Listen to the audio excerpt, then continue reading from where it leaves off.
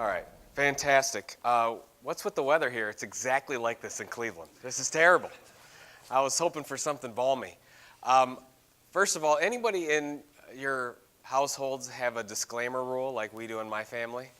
I'll tell you a little bit about the disclaimer rule. So when my mom giving gifts for birthdays or Christmas or whatever the case was, before she would hand the gift, she'd always say, before I give this to you, I have to tell you something about it. And there'd always be something like I would want to take it back, or there might be something wrong, or I might not like it. So my disclaimer to you today is I'm fighting a little bit of a cold here. I'm going to do the best I can to get through it. I might step over and grab some water, but I'm going to do my best to perform for you and get through a nice session on content marketing. Just so I'm clear, how many of you have heard of the term content marketing before today? Raise your hand, nice and high so I can see. Okay, so you all have. I've been using that term since 2001 when people were calling me crazy. And lucky enough, now you're all using it, so it's wonderful for our business model. I'm at Junta Joe. If anybody on Twitter? I don't know if we've got a big tweeting audience. I'm at Junta Joe if you're tweeting along. Like the introduction, I've written a couple books. There they are. This is actually me in my custom orange suit. I usually bring out more orange, but since this wasn't my event, I went a little bit more subdued on the orange. But this is at our big event, Content Marketing World. And I'll announce this at the end, but Content Marketing World this year in September in Cleveland, Ohio, we're adding on a day specifically for manufacturing, content marketing just for the manufacturing industry. I started in publishing from 2000 to 2007 at Penton Media. What happened was when our sales reps for any of the publications, when they were out selling and they couldn't sell a print ad, then they would let us go call on the customers. That's basically how we did. We went and sold e-newsletters, custom magazines, webinars, anything that wasn't a print ad. I left in 2007 and started what is now CMI. So you'll hear a little bit about CMI throughout and what we're trying to do. I like to start off content marketing by talking about history. I'm a pretty big history buff. Anybody see Lincoln, by the way? Fantastic movie. I've seen it like 3 or 4 times already. I like to talk about content marketing from a historic standpoint because we often think that content marketing is new.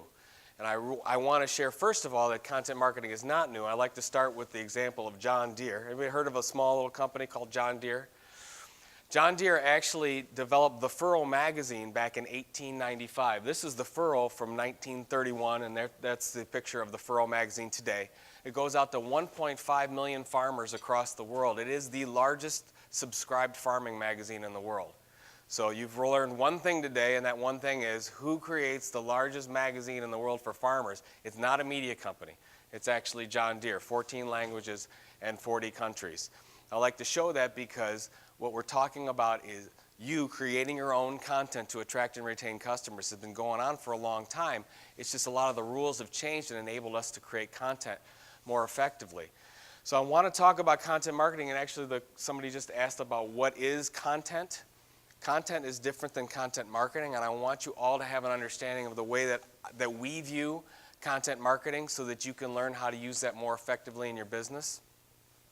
Here's the only formal definition slide you'll get. We're talking about owned media and not renting the media. And Alicia's going to talk about how we need to use an integrated media concept and philosophy. I hope you are. Hopefully. Okay, so you're going to talk a lot about this. I'm not a traditional advertising hater. I'm not talking about that at all. But what we're seeing is a correction. And from so many years on, when John Deere was creating their publications in 1800 all the way to now, what we saw was an overemphasis of paid media. And now we're really coming back to reality, and we're seeing a correction. We're seeing that paid, earned, and owned even out even more. But we lost the skills of owned media over that time. So what we're talking about is your owned media channels. What are we trying to do with those? We're trying to attract and retain customers, right? We're not just doing it because we want to be nice. We're doing it because this is business here. What are we doing? We are creating and curating valuable, compelling, and consistent content, and this is the most important thing. And this is the difference between content and content marketing. If it's not enhancing or changing a behavior, it's just content. Most of us create lots of content. But is it content marketing for us? Is it actually moving the business? That's what we want to know. That's what we're trying to get to. So this idea of owned media, content marketing, it's really on the upswing. I like to talk about it in respect to looking at yourself as a media company. What is the difference between what a company like a CFE Media creates and all the brands that they have versus what you create. And a lot of people think it's a lot different. It's like, oh, we're much different than media companies. The content we create is much different. Actually, not so much. So if you look at, so let's say this is you over here, you're on the brand side, and then let's just take your publishers, media companies on the other side. There's actually only one difference in how content is created, in the business model of content creation. Does anybody want to take a quick guess at what that is? That one thing? If you're wrong, I won't make fun of you or anything, I promise. No guessing? I'm sorry, say that again? External sponsors. You know what? That is pretty darn close. You're getting half of it, so I'm going to go on with that one. Thank you very much. It's how the money comes in. Let's go into this, because it's very, very important on what we're seeing on the changing landscape of what a marketing department looks like.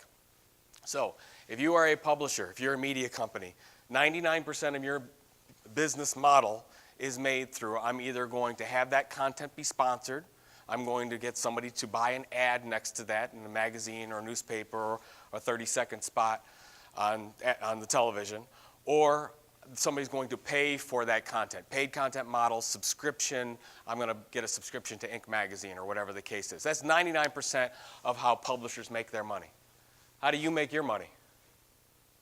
By selling more products and services in some way, right? The process and how that is done is identical.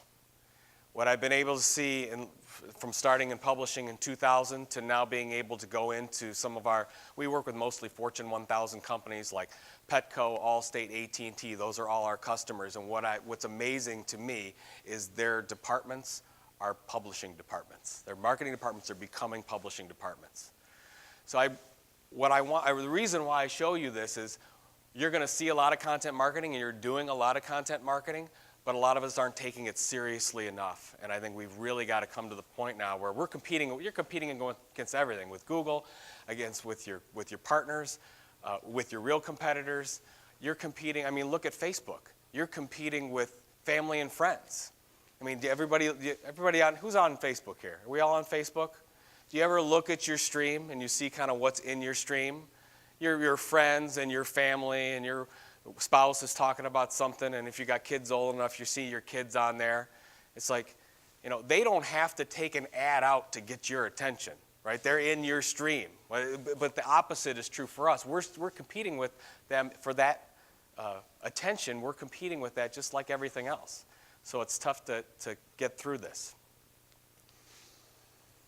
So if you're looking at, of course, we just learned a lot about SEO. If you want to get found in Google today, if you want to drive any sort of online leads today, and you want to figure out how do you work social media for your organization, you have to be telling compelling stories. And not just content, not just filler content. These have to be really compelling stories, information that's going to solve the pain points of your customers because they can completely ignore you today. I've seen a number of stats. Forrester was the one that I just saw, where 65% of the buying process is already through by the time your salesperson gets involved. So if you're not in the mix on that 65% from a content perspective, you're probably not even getting your salesperson involved at that point. We've got to create better content or we're going to miss out on that opportunity. So I'm going to talk to you about a couple of examples. These are two, I know we're a B2B crew. I'm going to talk to you about a couple consumer examples, and I'll bring it home, I promise, and talk about B2B at the end. But I want to show you a couple of examples. I think it's really important for the industry. I don't know if you know this very happy gentleman. This is Mr. Jonathan Mildenhall. He is the Chief Creative Strategist for Coca-Cola. Anybody ever see the movie Jerry Maguire? You know that movie Jerry Maguire? So Jerry Maguire, if you remember the beginning of that movie, Jerry Maguire wakes up in a sweat and has this epiphany that in order to fix the agency, the agency has to have less clients and not more personal attention. Remember what he typed up the blue memo and ran to Kinko's or whatever it was, printed it off and submitted it and gave it to all the employees, and then, what was it, like a couple days later, or maybe later that day, got fired? Well, Jonathan had a Jerry Maguire situation, except he didn't get fired, he got promoted by doing the same type of thing. And his Jerry Maguire mission statement is this: It's Coca-Cola Content 2020. Who's seen Content 2020? Tom, you've seen it? Okay, 5 of you. All right, so you have a homework assignment. This is 17 minutes of your life. I promise it'll be worth it. There's 2 videos, one's 7 minutes, one's 10 minutes. And what Jonathan goes through, it's actually quite an interesting couple videos that they put on. It's on YouTube, so just type it into Google, you'll find it. And this is a really good slide that shows you what it's all about. What Jonathan is saying is that Coca-Cola has done, and of course it's been an amazing brand for so many years, but he said, look, we cannot market the way that we've marketed over the past 100 years. We have to switch from being excellent at creative to being excellent at content. And he's basically saying their BHAG, their 2020 BHAG is to basically double the amount of sugary drink that they sell by 2020. That's kind of their goal and what they're getting to. And they said the only way they're going to get there is by telling amazing stories that create emotional attachments with their customers. So what they're doing now is they're starting to enact this strategy. So this is a strategy, and they created this back in 07, 08. And now you're starting to see the fruits of that and them really focusing on storytelling. I'll give you one example. There's a lot of examples. I could talk about Coke the whole time. This was launched a couple months ago. It's covered in the Journal and the Times. Coca-Cola Journey. And with Coca-Cola Journey, they have 4 full-time and 40 freelance writers to this, creating all kinds of content, video, textual content, infographic content that they feel is going to create an emotional connection with Coke drinkers. So they do sustainability, they do business, they do all kinds of things. Some of it's about Coca-Cola, but most of it's not about Coca-Cola. It's about things that they feel would resonate. The reason why I want to show you this is because when, Coke has, I think, a $4 billion marketing budget of some kind. It's a little one. So they're doing the best they can with that $4 billion. Oh, I moved on there. But they are spending millions on this now. So very small for them. But I could see this is going to shift very, very rapidly. It's going to be interesting to see what happens with Coca-Cola. So, moving on, somebody says, Joe, who does it the best? Who's the best in the world at content marketing? And for whatever reason about sugary drinks, I always have to use Red Bull. And I'll just give you a couple of examples of Red Bull, and then I'll talk about some research, but I think it's really important. Red Bull Media House, I would put up to any media company in the world as to the processes and the journalistic talent that they have associated with Red Bull. And I say this all the time, and I just decided to throw it up here. What's different about Red Bull is that they really believe they're a media company first. And they will absolutely say that. And what you'll see coming out of Red Bull, and you're starting to see it a little bit, you'll start to see so many new products come out because they're not focused on just creating soft drinks or energy drinks. They will start to focus on their enthusiast audience and create products and services focused on them. So it really widens what they can offer from a product standpoint. A couple things and what they do and some of their properties. Red Bull Content Pool. Anybody see the space jump guy? Amazing that they were able to pull that off. So they own, who owns all that content? Red Bull owns all that content. Well, when media companies want to license that content, they actually go to Red Bull to pay Red Bull for that content. So they're not only getting the exposure of Red Bull, they're getting paid because of the content. So they have 50,000 photos, 5,000 videos that basically traditional publishers pay them to get access to. So this is actually a profit center for Red Bull. They have a record label. They fund independent artists all over the world that really target their core demographics. They have a record label. Their magazine, Red Bulletin, in digital and print, goes to 4.8 million people across the world. And they have all kinds of other brands. I'm just showing you. They got television stations, radio stations, on and on and on. So I'm just showing you this because most people don't realize that, wow, they really are a media company and they've been putting processes behind this for a long time. So this is the future and we're seeing it right now and what Red Bull is doing. All right. So a couple pieces of research. So I've got, and you saw a couple of them in the last presentation. Content Marketing Institute and Marketing Pros, we've been doing B2B research specific to content marketing for the last couple of years. So I'm going to show you a little bit of this. Basically, what we found is that 91% of all B2B marketers use content marketing in one way or another. It doesn't mean that they're doing it right. It means that they're doing it. Actually, let me ask you this, and if you don't feel like answering it, it's okay, but I really am curious to know. How many of you have a documented, written content marketing strategy as part of your marketing strategies? Documented, written content strategy. I know we already talked about it. You have one. Is there anyone else that wants to raise their hand? Documented, written strategy. So this is why we'll get into this important part of the presentation, because, and we see this with the research, that we have a lot of this going on, but we haven't taken our skill sets to the next basis. So, okay, yeah, we are all publishers today. We're all doing it. The average budget is 33%, up from 26%. Large companies spend less as a percentage. Small companies spend more.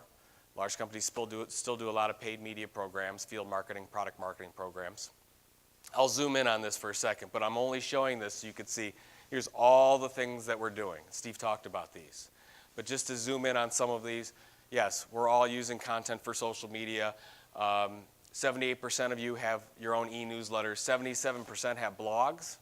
What I love about that one is, if you look against IBM research, it says that 85% of corporate blogs have 5 or less posts. Did that all sink in? Doesn't sound like it did.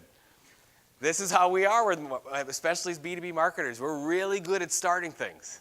We're not really good at consistently driving them, and that's the one thing about the definition that we often forget. Content marketing is about consistency. It goes outside of the campaign for the most part. So even though we can do it, we've got to consistently do that. So videos, in-person events, white papers, and this research is all completely free. If you want to just go to contentmarketinginstitute.com, click on research. You can download it. It's completely ungated. You can have at it. 54% are increasing budgets over the next 12 months. And here's the big stat, right? So I always say, what's the definition of insanity? 91% are using content marketing. 54% are increasing their budget over the next 12 months in content marketing.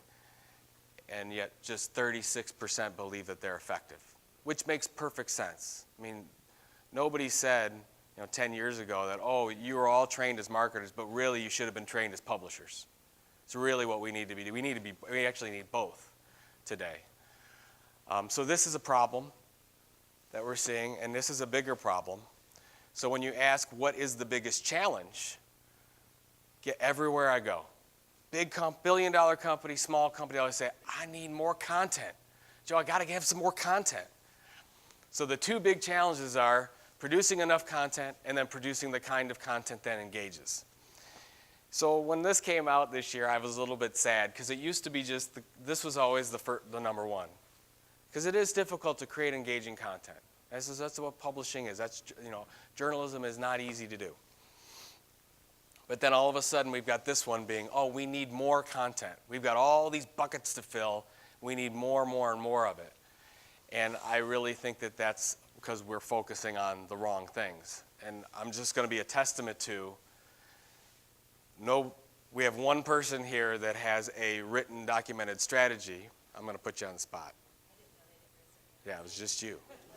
Well, there might have been one or two, but after you rose your hand, they took it down. Like, no, I don't want to be associated with her. How do you know? You don't know. If you don't have a documented strategy, then you've built a hypothesis off of what works and what doesn't from a content standpoint. We don't know whether we need more. So it's a problem that we have right now. So I call this the problem with what? You get it all the time. So they'll say, well, if a marketer come to us and say, Joe, I want to do what American Express does in American Express Open Forum. Anybody been to American Express Open Forum? Seen this site? Fantastic content marketing site. Basically, they drive original and syndicated pieces of content through this site, targeting small business owners. They drive, and they won't say more, but they say as many new credit card inquiries from this site than anything else that they do. And by the way, they fund this a lot. You'll be happy with this. They fund this a lot through advertising. They drive a lot of people to this site through ads. But they say, Joe, I want to do this site. I'm like, okay, you want to do that site? They say, no, we love what DuPont does. with their Twitter content strategy. We want to do that. Or they'll say, Joe, we want to have a Pinterest strategy. What's our Pinterest strategy? By the way, this is my Pinterest board dedicated to the color orange. It has no business purpose at all. I'm just showing you how we get fixated on these social buckets. So I don't want you to focus so much on the channel. We need to focus on something else. So we're focusing on the what, you need to focus on the why. So what I want you to come away with, and I'm going to show you a bunch of examples here and give you some takeaways and things to do. But this is the number one thing. So if I could leave with anything, I want you to say, wow, what Joe taught me is that I really need to understand why I'm creating my content in the first place. Why am I on Facebook? Just a little side note, because I talked to a CMO the other day of one of the largest gas stations in the Midwest, and if I said it anymore, you'd know who it is. And she said, Joe, we've got 40,000 Facebook fans. We did a really good job. We were really promoting it and got up to that point. How can we use content to generate more fans on Facebook? I said, that's a good question. I said, tell me this. Why are you on Facebook? And she didn't know. So my question to you is, as you're going through and looking at how you're going to use content in your marketing, you need to look at every one of your channels and understand why you're using that channel in the first place. Why are you on Twitter? Because then you'll figure out what your channel strategy is and what kind of content you need to fill that channel. So I want you to start asking why a lot. So I'm going to talk about this thing called this content marketing mission statement, which is the first step for your content strategy. And you all need one before you move further into a formalized structure. So I believe that is the middle of everything that we want to get done. Because this is ultimately what I want you to do. I want you to start thinking and acting like a publisher. I want you to start thinking and acting like the good folks here at CFE and what they do. Because if you want to basically solve your marketing objectives, that's how we're going to have to start. We're going to have to really focus on the pain points of the reader first. And really we'll talk about subscription in a second, the importance of subscription. All right, a couple of examples of a content marketing mission statement. I don't know if anybody's been to this site. This is homemadesimple.com. Homemadesimple.com is a Procter & Gamble site. I don't know if you thought about it. Like usually when you see that, you're like, oh, is that a Meredith or is that a Real Simple site? This is done by P&G. It was created in 2000, so they've been doing this for 13 years. Do you know how many people they have signed up for the site? They have over 10 million people signed up to receive daily updates for recipes from Procter & Gamble. How would you like that? 10 million people raising their hands and say, yes, I would like to receive your marketing every day. That's exactly what this is, because that marketing is so good. So what is their content marketing mission statement? So I'll give you a couple of examples of these, and then we'll go to a B2B example so you can get the drift of what I'm going for. Here's their goal. It's all about the reader, enabling women to have more quality time with their families. Now, why is this important? Because if maybe somebody has a really good story idea about how guys can use a chicken recipe more effectively. And I would say, no, we can't use that because we're not targeting guys. If it's about guys but for women, then that would fit in our storytelling strategy. But because what will happen, I've seen it happen so many times, somebody in the organization gets a really good idea about a story, but it probably may or may not fit our mission statement.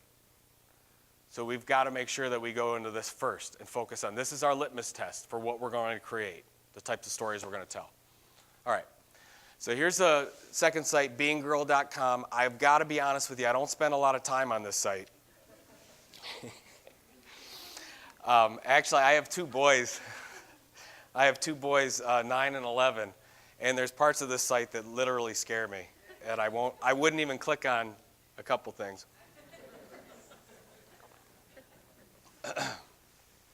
So, beinggirl.com is also a Procter & Gamble site, and they also have a mission statement, and their mission statement is this: enabling teen girls to be more confident with their bodies.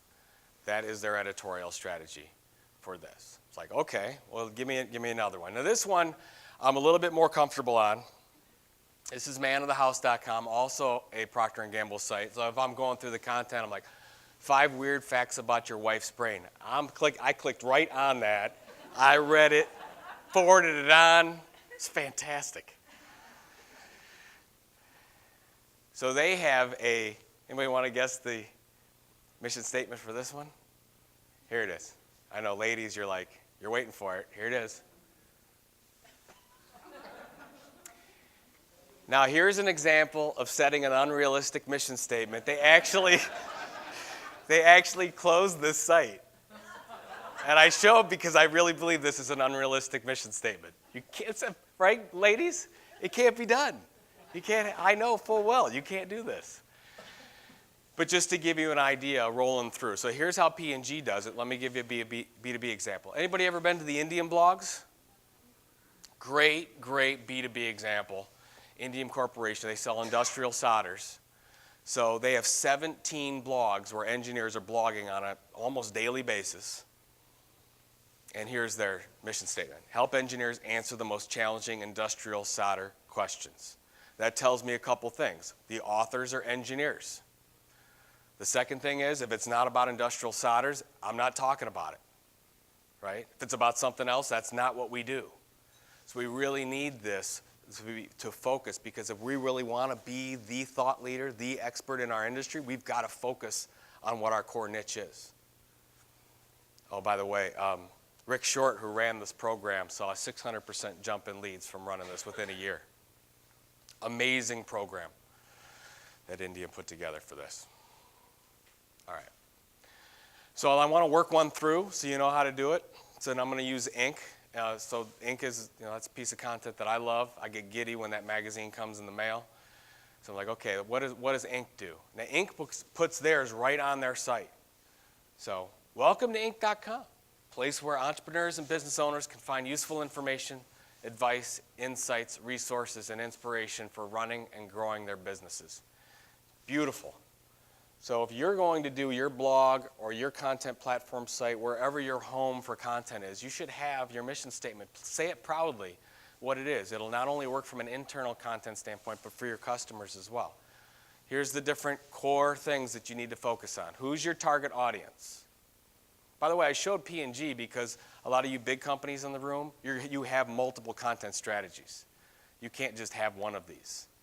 You have, just like you have different magazines, CFE has different magazines for different targets over different niches.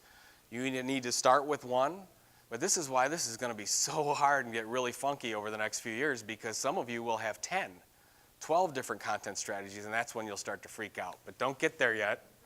Bring it back home and focus on one that we can do really well. Who's that core target audience? Entrepreneurs and business owners. What's going to be delivered? Useful information, advice, insights, resources. What's the outcome for the audience? Growing a profitable business. You need to think about that, because most of our content, which 99% of the content you have right now, is product-specific content. We need to switch that. I want 90% of your content not to be about you. 90% has to be about them. Because what we've done is we've created all this content and we've shoved it in this very small part of the buying cycle. That's when they want to know about you and about all your products and features. But almost everything else, and then I'll show you the funnel that we use. Almost everything else is not going to be about you. So how do you get involved in that conversation? You have to talk about those things.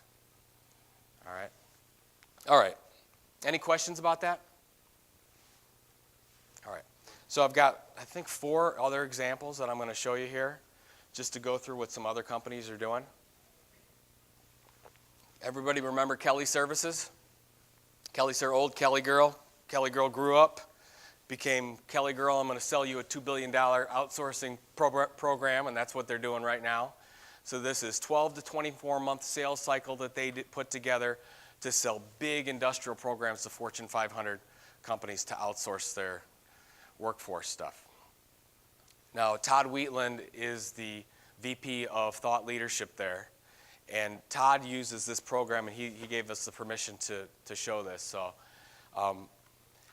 he actually for a big billion-dollar company, they have a very small staff. They only have 3 people in their content marketing group. And what he said was, Joe, I'm not going to do 10 blog posts a day. That's just not how we're built. But when we come up with a story idea, and I know Alicia, you're going to talk a little bit about something like this. So when we do a story idea, I want to create and plan for 20 unique pieces of content from that one story idea. What most of us do is we create a white paper or an ebook or a webinar, and then it'll go well, and then we'll say, how do we repurpose the heck out of that crap? And how do we get it spread out all over everywhere? We figure it out afterwards. What we want to do is we want to plan for it before. So I want you to, when you do your editorial calendar, you have your story idea, and then you're going to have your channel strategy about all the ways you're going to use that content. So let me give you an example of how they use it. So normally, this is an ebook on talent mobility. Most of the time, that would be it. You send out a PDF, you might gate it as a lead generation device, whatever the case is. What Todd does is he says, no, we're going to create this. Then we have SlideShare version, Pinterest version. Then we have different white papers based on our different buyer personas because we have multiple buyer personas. I don't want to just have to start from scratch each time. I'm going to create something up front. So I got one that goes to the CFO, I got one that goes to the CEO, I got one that goes to the director of HR. I'm going to start doing those versions now, and I've got different ebook versions here and here where I'm breaking apart the big one into smaller versions and on and on. And by the way, what I really love about a design standpoint, he goes and contracts with one really good, amazing designer, pays some good money to that designer, but then gets the rights to use it throughout. So instead of getting stock photography for each one of these, this is done one time and then uses it for all 20. And seen amazing success with this. So when he comes up with a story idea, and then they look at all their channels, LinkedIn, Twitter, Facebook. They use LinkedIn heavily. All right. Talk a little bit about managing the process. So a lot of you are probably doing this yourself. Some of you have some people that you're working with. What we've noticed in working with our clients is here's basically the setup for functions. These are not titles. These are functions. So like we have a magazine called Chief Content Officer. I don't expect everyone to go out and hire a Chief Content Officer. Although Petco just did. Petco just hired somebody and called him a Chief Content Officer. So I have to send a thank you note to them. Chief Content Officer is your chief storyteller. So that could be you. Who's the person that's going to own the story? That content marketing mission statement, somebody has to own that. So that's Chief Content Officer. Then you have the managing editor, which is half storyteller, half project manager. The most important person in the marketing department, in my opinion, right now, is this role right here, managing editor. Makes it all happen. Then you have content producers. Those are the people that make the content look sexy in print or on digital, whatever the case is. Then you have a chief listening officer. Your chief listening officer, hopefully, our content will go out and it will get a reaction. If it doesn't, we've got more problems than this. So your chief listening officer is going to do a couple things. One, in social media or whatever the channel is, if you're getting a reaction and that's coming back to you, then that chief listening officer say, oh no, that has to go to sales or product development or customer service or whatever the case is, or it needs to go back to the chief content officer and say, look, we have to adjust our plan. So this person has 2 different roles that they have to fill. A lot of you might have a social media manager that does this, but what I'm not seeing is that the social media manager doesn't get that information back to the content person. We need to create that loop right now so that you can change and alter feedback, just like you'd be looking at analytics and changing based on what you find in analytics. Then you have content creators. That could be all of these people. It could be none of these people. It could be your customers. It could be influencers. It could be your employees. So this is basically what we're looking at. This is basically how you set up a publishing department. Now, here's the big challenge. I'll end with an example of what SaaS does. Content is the most political thing in the organization that I've seen. Of course, I deal with it every day, so it's very, everyone feels they own it. Social media feels they own it. PR certainly feels that they own it. Marketing feels they own it. You got email, mobile, and search. Everyone feels that they own it. Just a little side story because I think it's funny. I did an email marketing conference about 9 months ago, and I talked with, this was one of the largest travel companies in the world, and I wanted to know how this person who ran email, and they sent out millions of emails a day, educational, some product promotion, and I asked her, I'm like, how do you work with social media? How do you, because you're both creating content. Do you meet on a regular basis? Do you collaborate with your content? Like, how do you do it? Because I didn't know. That's a lot that they're doing. And she said, I haven't met the person in social media yet, but it's on my list. I'm serious. And that is the rule, not the exception. So what's happening is you're creating content all the way throughout the organization and nobody's talking to each other. I don't have a good way of how to fix this yet except for what SAS has done. So SAS is the largest private technology company. When I talked to the folks over there about how they did it, what they basically did is every one of these groups had a content owner. And every Monday, they all met either in person or over the phone for an hour and talked about what they were doing from a content standpoint and how they could work with each other. So I actually had to have human beings talk to each other to figure out what was going on. What they realized is that they were duplicating so much content in the organization. They were working on the same stuff just with a little bit different take, and now they were able to work with each other a little bit more and do some amazing things. All right, so I would use some kind of collaboration between those leaders from a content standpoint. All right. Leveraging employees. How many have employees that are creating content right now? Okay. Does it scare you? I talked to a CEO the other day. He says they ban all the social media. He says, I'm not letting my employees generate any kind of content. We don't even want to let our customers see them. I said, you might have a training problem, not a content problem there. Talk about one example of how this was done really well. This is one of my favorite examples. OpenView Venture Partners out of Boston. They're a venture capital company. And I talked to Scott Maxwell. This is back in 2009. Scott calls me up. Here we go. So Scott calls me up and says,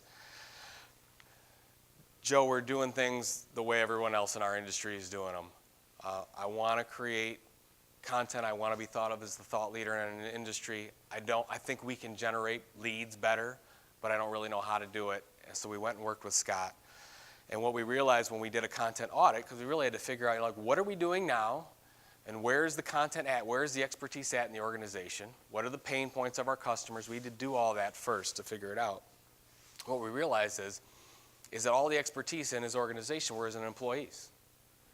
Because what would happen is, if there was a customer or a prospect, I'm like in your way? No, do you want me to stand over here a little bit? Oh, sorry. You keep moving back and forth, I just saw that. When somebody had a problem and they were going to OpenView, they'd call up and say, hey, I need to meet with so-and-so or need to meet with some expert in operations.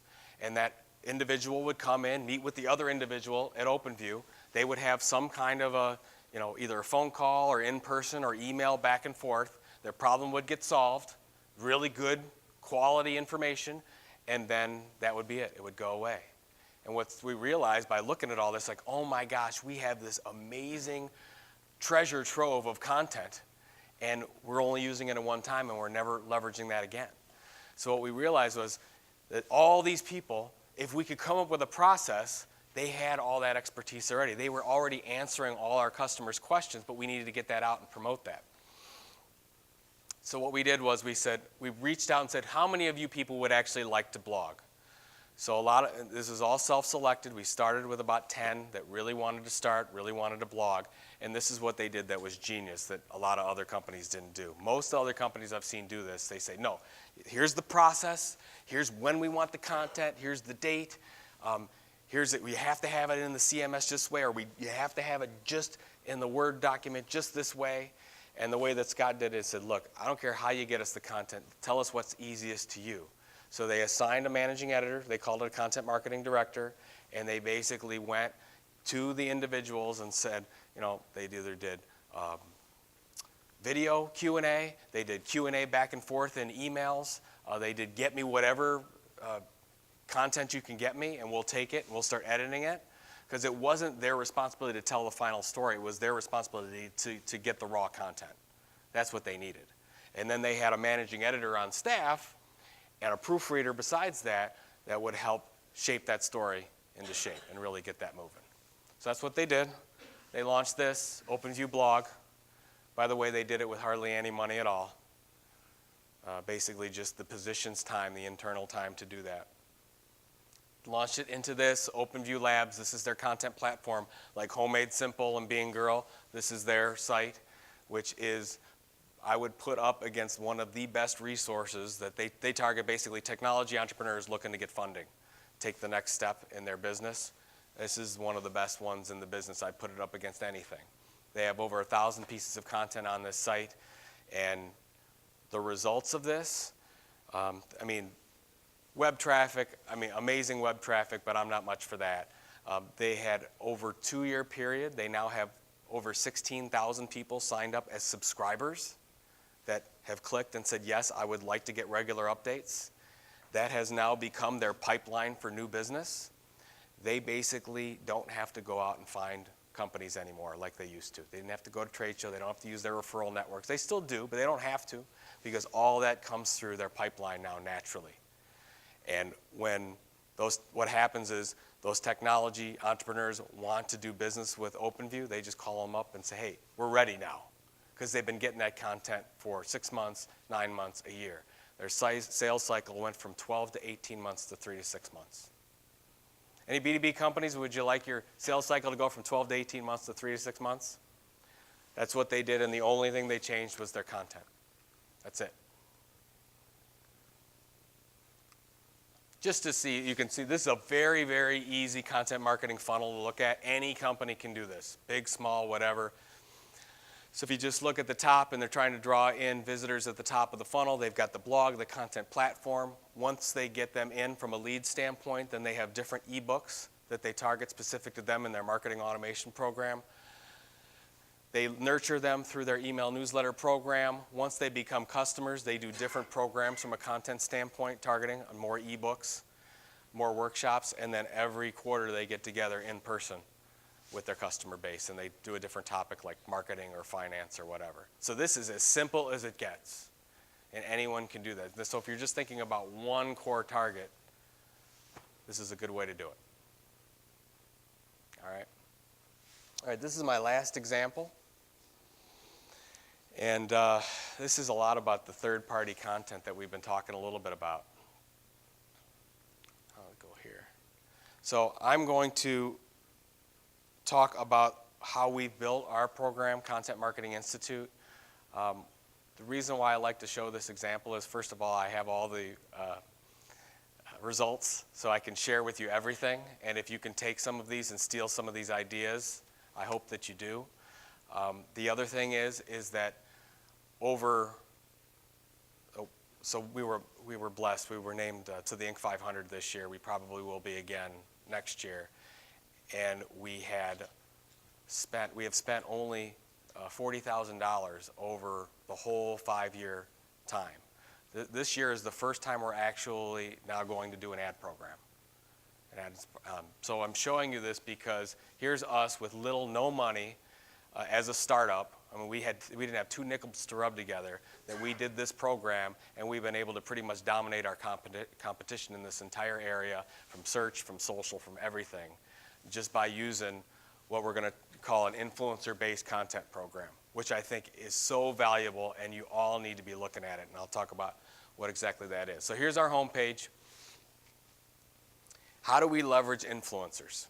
So Jonathan Crossfield is an influencer of ours. He's actually in Asia Pacific. We just had our Content Marketing World Sydney event. Jonathan's an influencer there. I want Jonathan to be sharing content all over the place so that his network becomes our network. So you all have your network. You know your network. You probably love your network. But you want your network's network and their network. That's how we're going to grow. And the only way that you're going to do that is I want Jonathan as an influencer to share that content. So what will happen is Jonathan will submit that piece of content. He'll send it over. And then we have somebody, our process goes through, we have somebody that reviews that title, I have one person that all they do is they look at titles for blog. That's how important titling is. And then I have somebody that edits it, and then we have a proofreader. Because what I want Jonathan to see this published piece of content, and I want him to share it. If Jonathan doesn't share it with his network, then we've failed, because we're trying to grow out our network. We used to have all kinds of different calls to action on our page. I was selling everything. I mean, I'm sure you guys have, I don't know, around your content or your blogs or whatever that you have, but you selling your products? You show what you have? Most companies that we talk to, they're selling everything around their content. What we realized is that what works the best is we want a content offer from our content. That will absolutely be the best from a conversion standpoint. And we removed everything else that we could. We still do have some advertising on here. But what I want them to do is I want them to sign up and become a subscriber. Because we're talking about owned media channels. That email subscription is crucial. It's so important. It's nothing wrong with Twitter, nothing wrong with Facebook or LinkedIn. Those are all important subscriptions.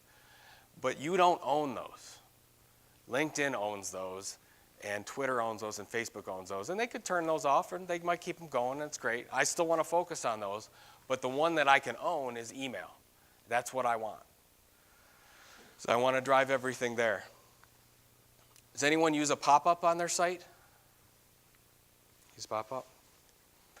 So as a user, I can't stand pop-ups. Anybody like pop-ups? Don't you hate it when you get hit with a pop-up? As a publisher, I love pop-ups. Can't get enough of pop-ups. We use WordPress as our CMS system, and this is Pipity. So I don't know if you use WordPress, but Pipity, no, I have no affiliation with them, but they're fantastic. This little form right here that we have gets over 50% of our daily signups. And we really are focusing on, because we're about 100, 150 subscriptions a day now, up to. And we're really focused. What we found is that all the magic happens from social sharing happens from email. Most people think email is dead. Email has never been more alive. It's just harder to get through, harder to cut through the clutter. But the ones that really love your email, they really engage it. We're seeing some really high open rates, some upwards of 40% in some cases on some of our daily emails. And as soon as that goes out, then we see the social sharing. Then it really, really takes off. A couple things that really want to make this work from an influencer program. The first thing is I want to give some content gifts to my influencers. Now when I say, does anybody have a formal social influencer program or where you actually are targeting influential people in the industry from your content? Does anybody do that? Okay, so here we go. This is so crucial if you want to make this work. The first thing is you have to create your influencer list. What is your influencer list? That is where are your customers hanging out when they're not on your site? Because they're not always going to be on your site, right? Well, where are they? Are they on one of the CFE sites? Are they on a blog down the street? Where are they? Because we want to know that. And then what you want to do is you want to create a list of those people because we want to get those people involved in our content. Because if they're going to share it to their network, their network is that's the network we want to reach. What we want to do then is we want to give those people lots of gifts and lots of love from content so that they start paying attention to us. All right? I'll give you an example. This is a content marketing playbook we did with Eloqua and PR Newswire. We had 50 case studies in this. 42 of them came from our influencers that we were targeting or our customer base. 26 of those shared this when we told them. We didn't want anything. We just said, hey, just want to let you know we put your case study or we put your article in this playbook. Just want to let you know. We didn't say they had to share it. We just say they did. 26 of them did. And we had, in just a couple weeks, had over 50,000 downloads. Not because of our network, because of their network. And all we did was create a really good piece of curated content with all their information in it. We gave them. And what happened is when we ever have to go to those people, they'll do anything we want because we're sharing their content. They'll do anything we want them to do. So as you define your list of influencers, I'm going to go through this and then I've got to shut it down here. I want to get you this because I think it's really critical. So when you look at the content that you share on, let's just say Twitter, because Twitter is the easiest one to use for this example. Most of us have a content strategy that we're promoting a lot of our own content all the time. But if you really want to work this strategy to work for you and to build that influencer list so they start sharing your content in the long run, you have to share their content more than yours. So I call this social media 411 and start from this side. So of every 6 pieces of content that you share on Twitter, I want one of those can be your press release, your new product release, your piece of boring content that nobody's going to pay attention to. You can go ahead and put that out there. Nobody's going to share it. Nobody's going to do anything with it. But if you're going to feel good about sharing that, go. You can go ahead and do that. Then that next one, that's going to be your piece of educational content on your site. And then 4, that's going to be educational pieces of content from your influencer base. And every one of those influencers are going to see you share that constantly. Because most of the time when influencer programs are started, we go and we reach out to somebody and say, hey, would you write for us? Or would you look at this product review, or would you do something for it? But what we want to do is we want to share their content for months and really get on their good side. And then when we want something, they'll be more than willing to help us out. Because we had 40 influencers on our list, and we're really good friends with all of them now, just because they love us, because we share all their content with our network. And they will do anything for you then. So social media 411. I'm going to, you mentioned SlideShare, Steve. I think it's really critical. How many of you use SlideShare? Raise your hand. Couple? Man, we've generated so much business from SlideShare, I can't even tell you. SlideShare is the YouTube for PowerPoints. You at least have PowerPoints that you could be starting to put on SlideShare, at least to start your content from that standpoint. It is one of our best lead generators. There was asked before about gating your content. We put this out completely free on SlideShare, this really good content. And when you get to about slide 9, this little form comes up so that they can skip by it. They'll still get all the content, but we get about 60 to 70 people on SlideShare a day that will still fill out this form even though they don't have to and get that information. You have no idea all the kooky stuff that you guys sell. They're all looking for it on SlideShare. There's 75 million people a month going to SlideShare right now. Most of them are B2B. So I would just charge you with putting that out there. So when you look at any of these programs or look at especially the influencer stuff, you got to get uncomfortable with this. What you want to do is you want to get that content shared in as many places as possible, as long as you have the strategy to back it up.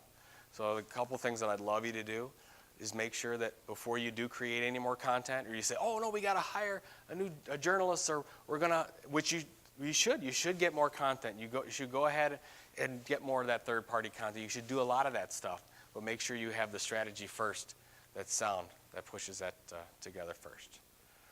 All right. Did anybody get anything out of it? Did you get one thing? Yeah. All right, fantastic. Did I run over my question time?